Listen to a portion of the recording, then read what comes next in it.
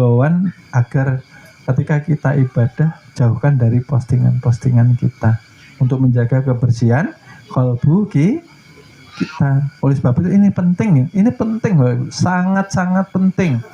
Kenapa? Karena penentunya di kalbu ini. Kalau kalbunya kotor, ini terlihat di hadapan manusia rajin ibadah, alimnya naudzubillah, tapi kalau kalbunya kotor, tidak diterima di sisinya Allah Subhanahu wa ta'ala. Besok tidak tahu, yang lewat sudah berlalu. Hidup kita saat ini, detik ini, Allah berikan kita kesempatan untuk taubatan nasuha, memperbaiki kualitas amal ibadah, serta memberikan kesempatan kita untuk mengumpulkan bekal di akhirat. Nah, kalau ditimbang habis Bapak Ibu. Kemarin kan sudah saya jelaskan, kalau ditimbang habis, justru kita ini yang kekurangan amal ibadah itu pun entah diterima atau tidak. Tapi Allah melihat ketika kita beramal ibadah dengan keikhlasan, disitulah Allah mengampuni seluruh dosa-dosa kita. Maksudnya kan seperti itu Bapak Ibu. Jadi di sini yang dilihat ya Bapak Ibu, ini membersihkannya seperti apa Pak? Zikir. La ilaha illa Allah. Dinafikan.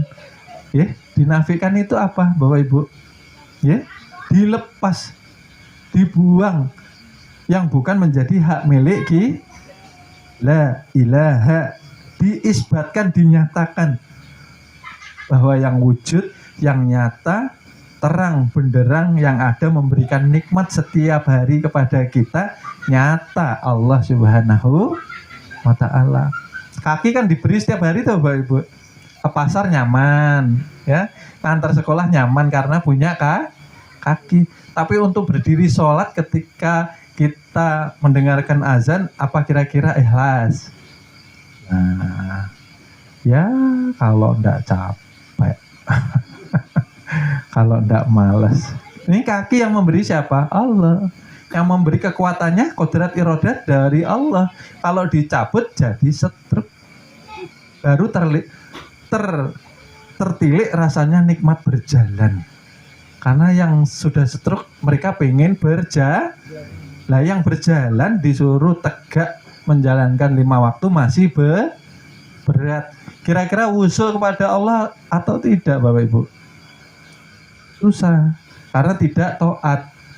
Punya kaki diberi nikmat setiap hari, lalai, lupa. Nah, jangannya diambil kodrat irodatnya di kaki saja. Lumpuh. Mungkin. Kenapa? Kadang mungkin banyak orang stroke nih muda-muda. Oh, jangan masalah. Ya Allah. Jadi begitu banyak nikmat yang sudah Allah limpahkan ke tubuh kita karena kita kurang tafakur Bapak Ibu. Kurang tafakur. Akhirnya kita melalaikan yang namanya rasa bersyukur. Maka bersyukur itu harus dinyatakan, bukan di lisan saja. Alhamdulillah, bukan. Bersyukur itu mengerjakan perintah Tuhan dengan keikhlasan dan kebersihan hati. Kalau aku sudah berdiri sholat, sholatku harus mampu mencegah diriku untuk tidak berbuat keji dan munkar. Itu loh maksudnya Bapak Ibu. Lalai zikir itu sudah keji, sudah munkar untuk diri sendiri. Nah, kenapa? Karena melewatkan banyak waktu luang untuk melalaikan Tuhan. Maka Tuhan tidak pernah lalai. Mungkin kalau lalai Bapak Ibu, napas itu diistirahatkan dulu mungkin ya. Tuhannya, kita lalai sama Tuhan, lalu Tuhan membalas lalai dengan kita. Nah, maka ditinggal Tuhan 10 menit, 15 menit umpamanya. Ya Allah, la ilaha illallah. Katanya cinta, katanya rindu, menyebut namanya koler gitu loh. Nikmatnya kan banyak tuh Bapak Ibu. Yang buta pengen melihat, yang kita normal tidak disyukur. Nah, melihat apa-apa tuh harusnya yang diingat Allah maksud saya. melihat anak, melihat suami, melihat siapa aja. Oh Allah, oh Allah, oh Allah. Itu nah. Ini kadang melihat anaknya bojo wengkel anak lagi. Kayak itu. Maksudnya kan kayak itu. Kemana engkau menghadap, di situ wajahku. Artinya apa? Artinya seluruh yang maujud ternyata perwujudan dari nyatanya sifat Tuhan. Karena ketika Tuhan belum menzohirkan dirinya melalui zat dan sifat, Tuhan belum bisa disebut. Karena di alam kekosongan, Bapak Ibu. Maksudnya kan kayak itu. Lalu dizahirkan nurullah serta nur Muhammad. Lalu nampak. Lah yang nampak ini kita tertipu karena wujudnya berbeda-beda. Kita yang tertipu. Maka sering lalai, sering lupa. Lah di sini penting Bapak Ibu, ini tersembunyi. Oleh sebab itu sering saya pesan, ini harus dibersihkan baru benar sholatnya. Ini sholat iya, maksiat iya. Pagi tobat, malamnya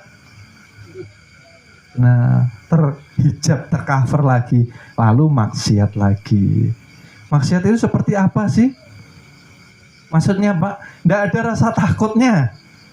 Orang takut itu seperti apa? Mudah Bapak Ibu. Kalau kita dikejar hantu, takut merinding. Wah, ada sampai orang tuh pingsan lihat hantu. Iya, ada yang sampai bekamih di tempat. Bergetar itu rasanya Bapak Ibu, takutan. Tapi ini mendengar lafaznya Allah ketika zikir, la ilaha illallah, belum ada rasa takut itu. Ini bedanya kita dengan para kekasihnya Allah Subhanahu wa ta'ala. Mereka zikir la ilaha illallah, la ilaha illallah, merinding mereka Bu. Merinding, ketakutan. Setelah takut mereka rindu, setelah rindu mereka cinta. Makanya sampai sakor zikirnya kadang mau berhenti. Terus maunya diisi. Karena hati kan satu aja diciptakan Bapak Ibu. Bukan dua. Kalau kada Allah yang mengisi, kalau kada Rasulullah yang hadir, maka dunia yang memenuhi. Kalau lalai zikir, maka lalai namanya ghaflah. Setelah ghaflah ini masuk namanya ghibah, menilai orang. Ya, makanya dipenuhi. Dengan apa? Dengan asma agung Allah itu sendiri. Ya. Karena di sini Bapak Ibu, karena ini penting untuk kita usul wasilahnya harus bersyariat, syariat yang disertai tarekat. Kada mungkin diterima sholat tanpa hati yang bersih dan subhanallah. Sudah bersyariat, okay? Sudah bertarekat, membersihkan qalbu, zikirnya. La ilaha illallah, la ilaha illallah. Tetapi belum hakikat. Sia-sia juga Bapak Ibu. Kenapa?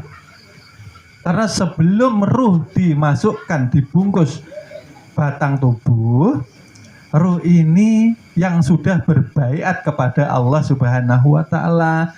Ruh inilah yang sudah berjanji di hadapan Allah Subhanahu wa ta'ala, alastu bi rabbikum, qalu bala syahid.